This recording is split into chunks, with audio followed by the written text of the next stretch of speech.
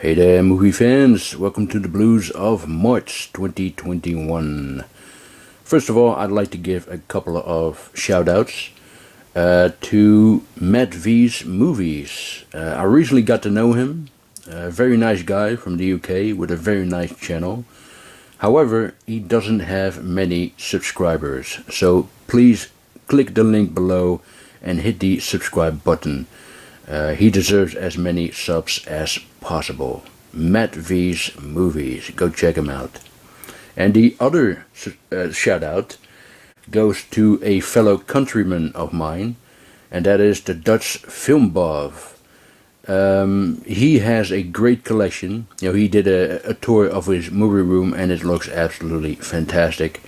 He organized his collection by year. For example, one wall is dedicated to films from the 80s and 90s. It starts off with 1980, then 81, 82, and then so on.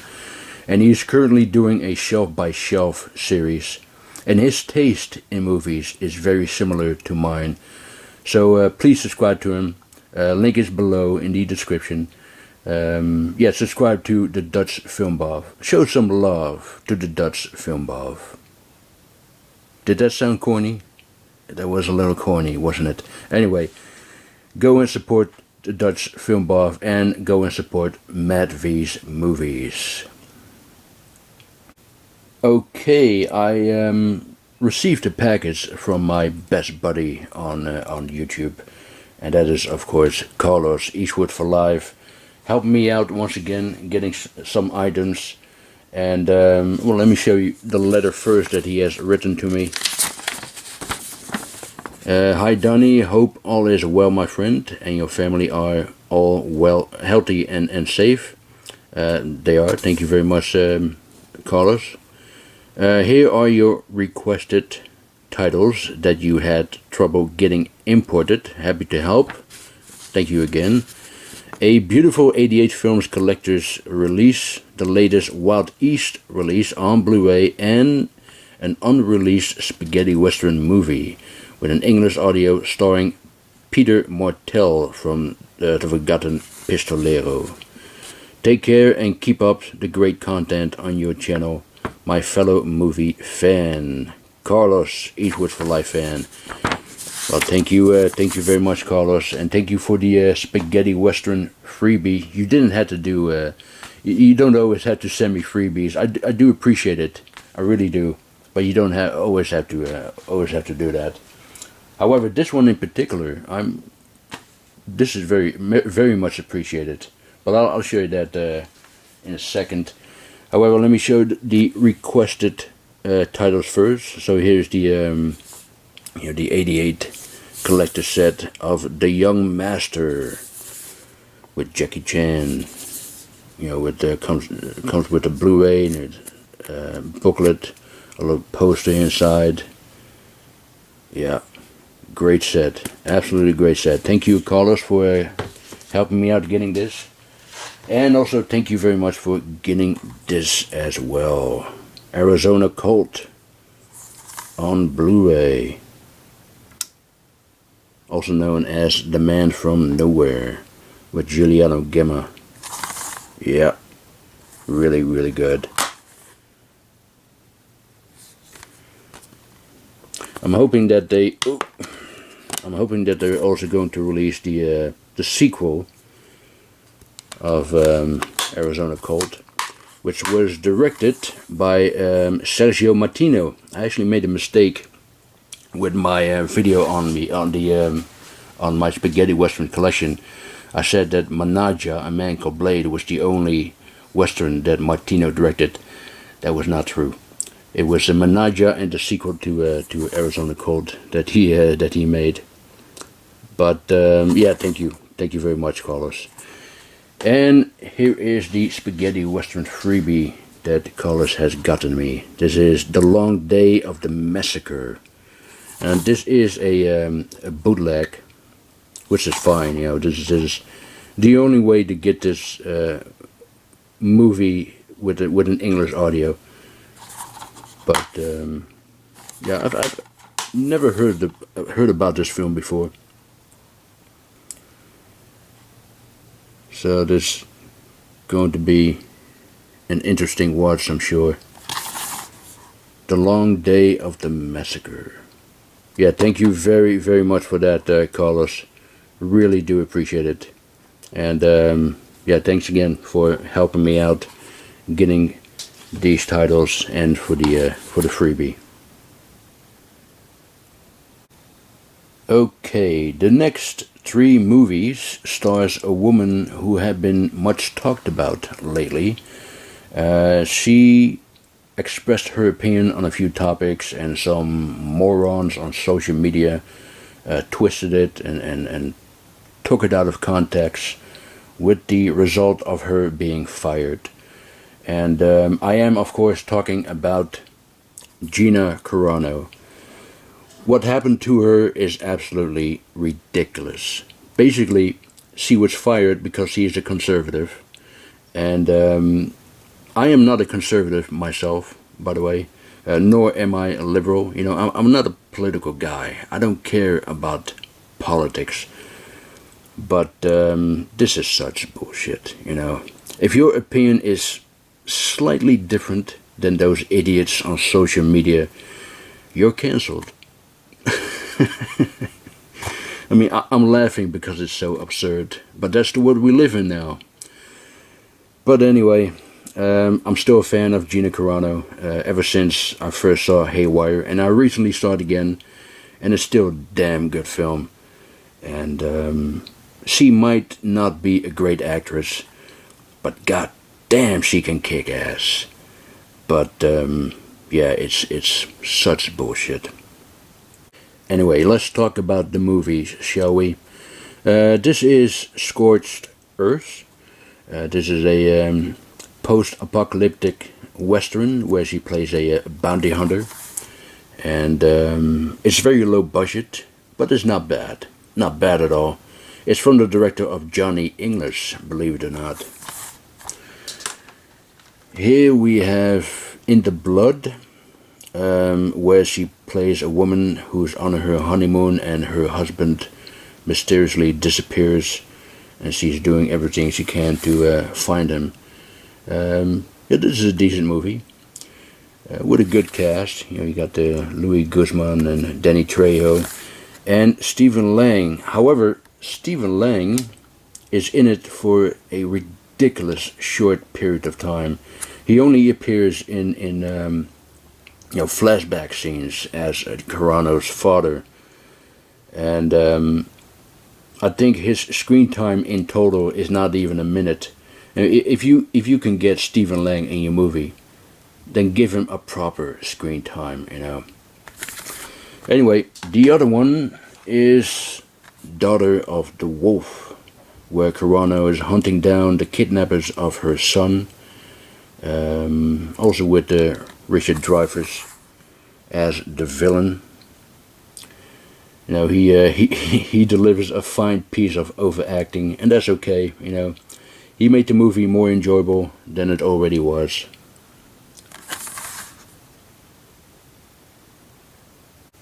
I picked up Nowhere to Run with Jean-Claude Van Damme, put out by 88 Films. They've released other Van Damme movies as well, but this is the only one I'm really interested in. Yeah, it's limited to 3,000, as you can see. You know, it has a nice slipcase and some you know, picture cards there, and there's a small poster inside as well. Nice release, and a pretty good film. Pretty good film. You know, story-wise, it's very reminiscent to traditional American westerns. You know, a family, in this case a single mother and her 2 kids, are being threatened by this corporation who wants to take over the land at any cost. And a stranger comes along and protects them. And you know, it says here, co-written by Joe Estahouse of Basic Instinct and Showgirls fame. That's not entirely true. I mean, he wrote the original screenplay together with Richard Marquand, who is the director of Return of the Jedi, by the way. And Van Damme didn't like the original screenplay, and he asked House if he could rewrite it, and House refused, so other writers were hired to do the rewriting instead, much to House's chagrin. He said that he disowned the movie, but it's still a pretty good film. One of the better Van Damme movies ever made, in my opinion. Next is a small stack of comedy movies from the 1980s, except one, that is, which was released in 1979, so it's almost from the 80s. Starting off with Eddie Murphy's Coming to America. What can I say about this one? It's a classic. Absolutely a classic. I watched the sequel the other day, and it was okay-ish.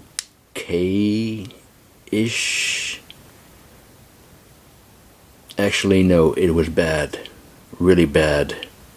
Wesley Snipes was the only good thing about it. Yeah. Eddie Murphy again in The Golden Child, which come with this, very nice slipcase. And also comes with a digital download code for anyone who is interested. Oh, by the way, Coming to America has one as well. Here it is. But yeah, very nice release, and the movie is a wonderful mix between comedy and fantasy. The Golden Child.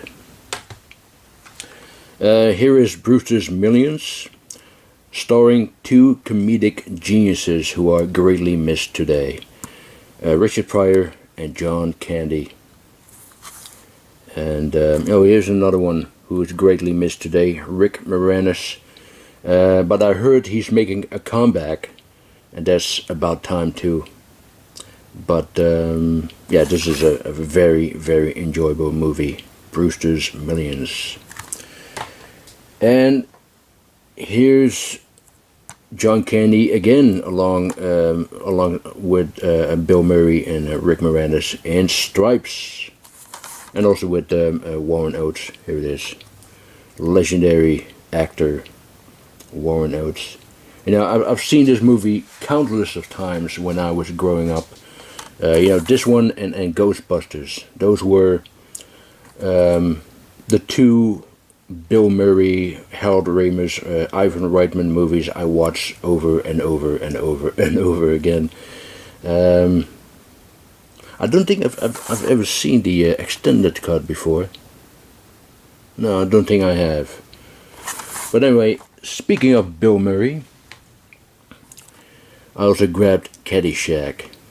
This is another one I've seen many, many times back in the day. I hope they're also going to release Caddyshack 2 on Blu-ray someday. It isn't as funny as the first one though, but I did enjoy it. Bill Murray is not in it. Dan Aykroyd is in the sequel, playing a similar character as Bill Murray in the first Caddyshack. But yep, very nice, very nice. And here is Bill Murray again in his first movie, by the way, Meatballs. I haven't watched this film since the good old days of VHS, and it was nice seeing it again after so many years, but it isn't as funny as I remember. But I know there's about 3 sequels out there. I haven't seen any of them, but I'm not going to either. And last but not least, I picked up Volume 3 of Forgotten Gialli from Vinegar Syndrome. Of course, I had to get this one because I have the other 2 as well.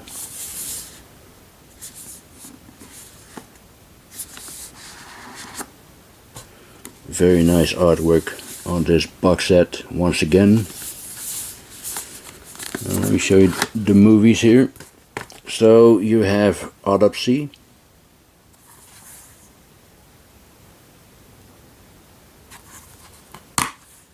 and here's the alternative artwork.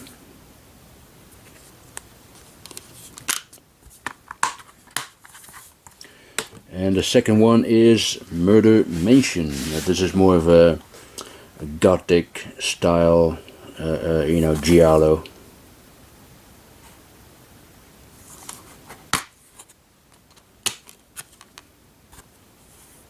That's a very nice artwork.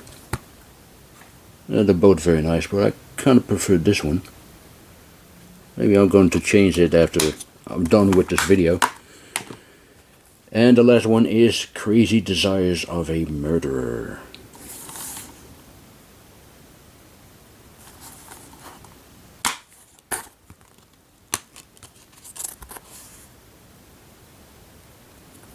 Yep. Very nice. Very nice.